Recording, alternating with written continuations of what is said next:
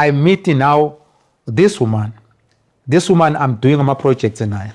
ngithi kuye ngithi man there is this thing ngimangilelo ngathi ngihlasela ipirit yabona this woman athi kimi athi no I see ipirit ezokuhlaselayo le ipirit ezokushayayo ipirit ekutheni when I come to my house yabona mangiya kwakhe athi kimi athi no le ipirit lezi ufuna ukuthi mina ngoku-initiate because of bese ngigula bese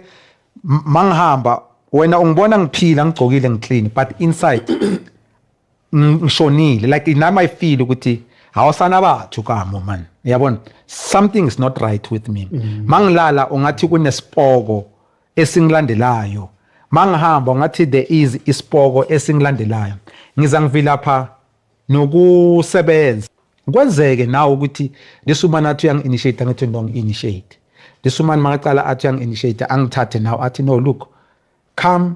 but iba ungene nasesontweni ngiyangena lapha ngisendaweni i-darkness lento esiyenza lapha whatever that we are doing there kwenziwa ubuthakathi obuku-high class high level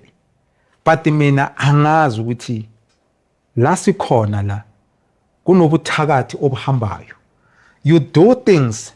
but the thinking ukuthi lezi zinto lezi engizenzayo izinto that has to do with God but lezi zinto lezi azina anything to do with God. You see people kuthakathwa abantu